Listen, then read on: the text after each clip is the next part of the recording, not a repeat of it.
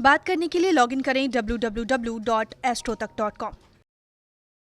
देखिए, बात जब डिप्रेशन की होती है तो बात होती है मन की। मन से डिप्रेशन होता है ना, शरीर को डिप्रेशन नहीं होता। डिप्रेशन या अवसाद होता है मन को, और चंद्रमा जो है ये मन का स्वामी है। इसलिए अवसाद में, डिप्रेशन में इसकी सबसे बड़ी भूमिका है। बुध जो है ये बुद्धि का मालिक है और बुद्धि से ही मन को कंट्रोल करते हैं। इसलिए ये अवसाद को नियंत्रित भी करता है, अवसाद को बढ़ाता भी है। डिप्रेशन घटाता और बढ़ाता है। बुध अच्छा है तो डिप्रेशन को घटा देगा।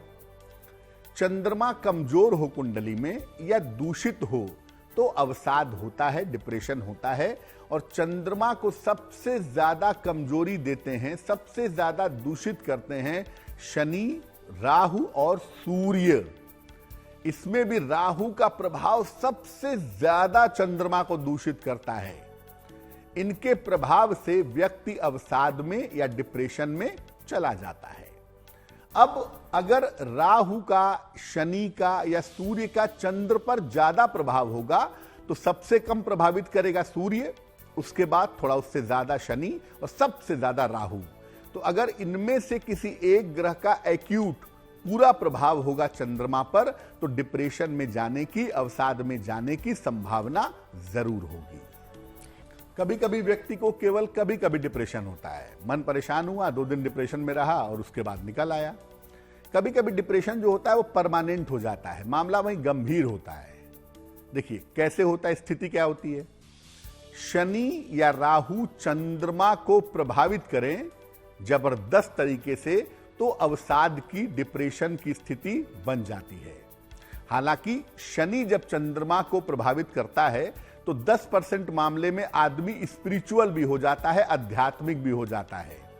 जबकि राहु वाला जो डिप्रेशन है ना, इसमें आदमी को कल्पना की समस्या होती है, जैसे होता है ओसीडी, ऑब्सेसिव कंपल्सिव डिसऑर्डर, इस तरह की प्रॉब्लम होती है राहु वाले में।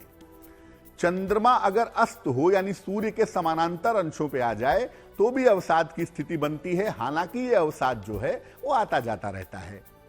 चंद्रमा अगर खराब हो और बुध अगर ठीक हो तो व्यक्ति अवसाद से निकल जाता है। कारण यह है कि बुध का मतलब होता है बुद्धि, ब्रेन, तो वो बुद्धि से अपने मन को काबू में करके अवसाद से बाहर निकल आता है।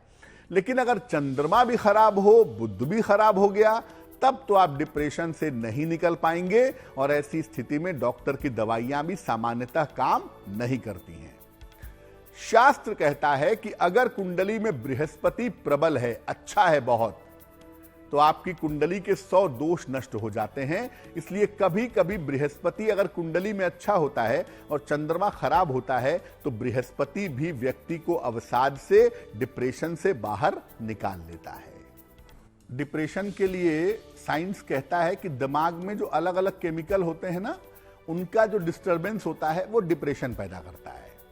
इसलिए सबसे पहले जानिए कि डिप्रेशन दूर करने में आसन और प्राणायाम बहुत उपयोगी हैं। अगर आप रेगुलरली आसन करें, प्राणायाम करें सुबह शाम, डिप्रेशन को काफी हद तक आप काबू में कर पाएंगे। रोज सुबह स्नान करके सूर्य भगवान को जल अर्पित करने से भी काफी लाभ होगा। डिप्रेशन अगर रहता है आपको तो आप ऐसी जगह पे रहें जहां लाइट थोड़ी ज्यादा हो, प्रकाश में रहने की कोशिश करें, अंधकार में ना रहें। दिन भर में 1 या 2 केले जरूर खाएं, इससे भी डिप्रेशन कम होता है। और सुबह शाम इत्मीनान से बैठ के शांति पूर्वक 108 बार गायत्री मंत्र का जप करें। डिप्रेशन को काबू करने में पीला पुखराज पहनना या पन्ना पहनना बहुत फायदेमंद होता है। किसी ज्योतिषी से सलाह लेकर के एक पीला पुखराज या एक पन्ना पहने तो आपके लिए बहुत अच्छा होगा। लेकिन अगर आपको डिप्रेशन की जरा सी भी शिकायत है, चाहे वो आने जाने वाला डिप्रेशन ही क्यों ना हो, मोती आप इस अवस्था में बिल्कुल धारण नहीं करेंगे।